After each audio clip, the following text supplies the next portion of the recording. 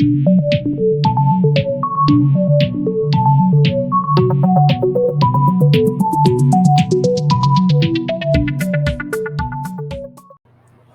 and welcome back to another Wednesday workshop with the Mabton School District. Today we're going to be looking at the technique format matters.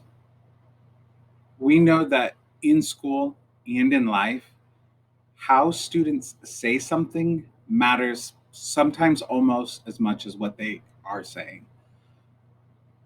And that's not just for students, that's for all individuals, especially those in a professional or academic setting. To be able to write a scientific paper or even run a board meeting, students must be able to write and participate in a discussion employing language used in academic and professional settings. This is a skill that will provide students many opportunities, and teachers can help students make the habit of communicating while in school in a formal way that will match the worthiness of their ideas and ensure them constant opportunities to express them in the future. Lemov puts it this way: help your students practice responding in a format that communicates the worthiness of their ideas. We want to ensure that students communicate with correct syntax, grammar, and usage. There are really two methods that you could really find useful. First is to identify the error, and you're going to do that by repeating back the error to the student as if you're asking a question. We was walking down the street, or if they don't get the hint from that question, you can begin with the correction. We were, and then having the student repeat the sentence using correct grammar. Using a complete sentence is one of the most underrated but most beneficial skills that students can use to clearly communicate. So we want to push students to express their ideas in complete sentences as often as possible, because that's going to give them as much practice with this skill as possible. This is what will help them to articulate themselves in a way that will make others listen. So we can remind students before they start to answer, who can tell me in a complete sentence what the setting of the story is? Or we can provide the first words of an incomplete sentence. The setting is, or we can remind students with a quick and simple prompt. Complete sentence. Those are all non-judgmental ways of helping students to know that they need to answer in complete sentences. We should also expect students to express their ideas loudly enough that everyone in the class can hear and learn from them, especially when their comments are part of a discussion. One of the fastest ways to diminish and undercut participation in your classroom is to allow it to be inaudible to other students. What that tells the student answering and everybody else is that the ideas that were being shared weren't really important anyway. So we can correct that with a really minimally invasive response. Voice, voice, voice. It's quick, and it emphasizes the expectations, not what students are doing incorrectly. Let's watch a video of some of these formats in action. The clue is flu. Excellent. So it got to be the one that. It got to be? Oh, it has to be the one, a furry animal with wings. Excellent, Shakir. Anything else about that word you want to tell me? Javante? It got an EB and James got a this one. It has a, what do we call these word parts we put on the end of a word? Suffix. It has a suffix, and the suffix is? ED. Good. I want to caution you on the use of format matters. Format matters is a code. And We all speak in different codes. The way that I speak in front of my colleagues is very different than the way that I speak with my family, which is sometimes different than the way that I speak with my friends. So, helping students to understand and distinguish between when language is appropriate and the context for language is an important skill, and we have a great opportunity to share that with them. It's not about saying that the way that they speak or the code in which they communicate with friends and family is wrong or not good enough. It's about opening up other opportunities and ensuring that students have the availability and opportunity to express themselves clearly so that others will listen and take to heart what they have to say. All of this started with Basil Bernstein in 1971. And basically, his work came down to understanding that there are two ways of communicating: those who communicate with a restricted code and those who communicate with an elaborated code.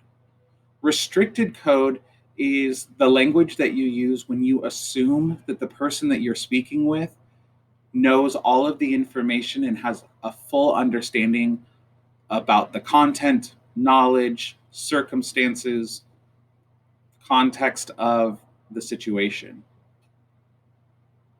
When you are speaking in a restricted code, you use very vague terms: it, them, the guy, she.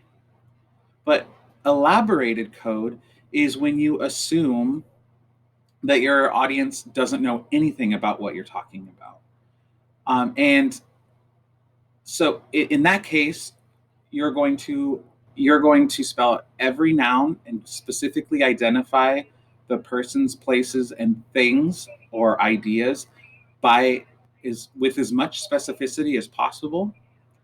And the really important part there comes from ideas. What Bernstein noted was that those who spoke predominantly in a restricted code, especially when working in an academic setting, had less opportunities and were assumed to not have as much understanding as those who are able to communicate in an elaborated code. So, what we're providing students is an opportunity to share what they already know. We're not saying their answers are incorrect, right? We already addressed that in saying that we're going to hold students accountable for a right answer, and we're going to stretch them, and we're going to reward them with harder questions. So we're not addressing whether or not the student is quote unquote smart enough. They know the answer. What we're helping them to do is to discuss it in a way that will provide them more opportunities and ensure that others listen to what they have to say. And this really ties into collegiate expectations. When students get to college, they are going to be expected to be able to participate in classroom discourse and to use academic vocabulary with skill. So we need to teach them now how to do that.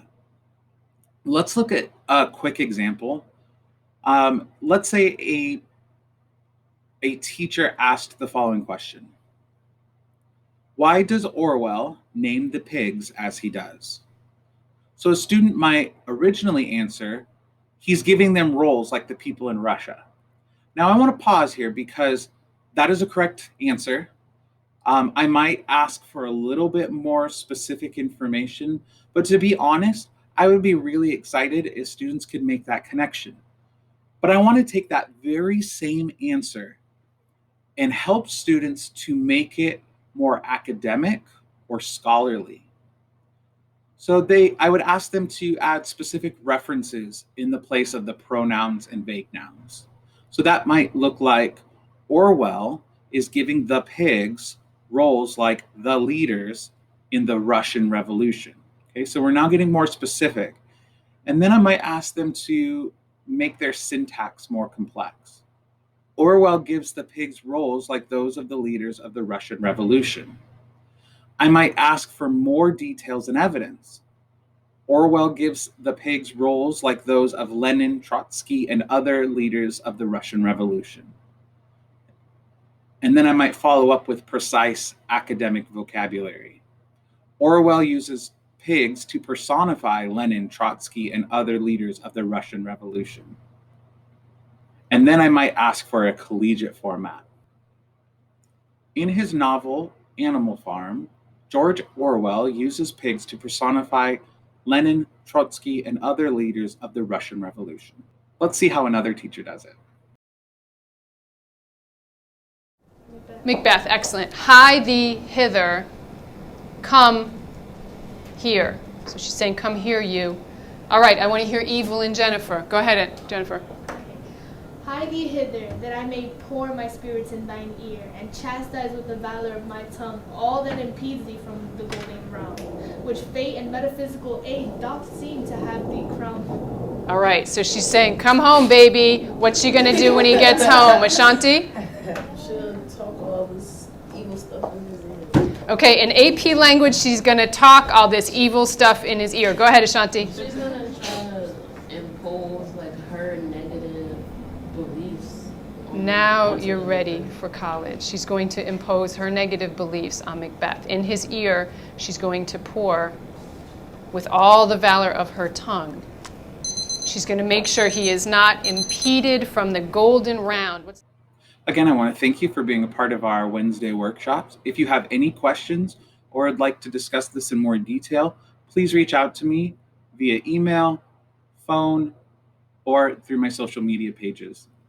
Have a great week.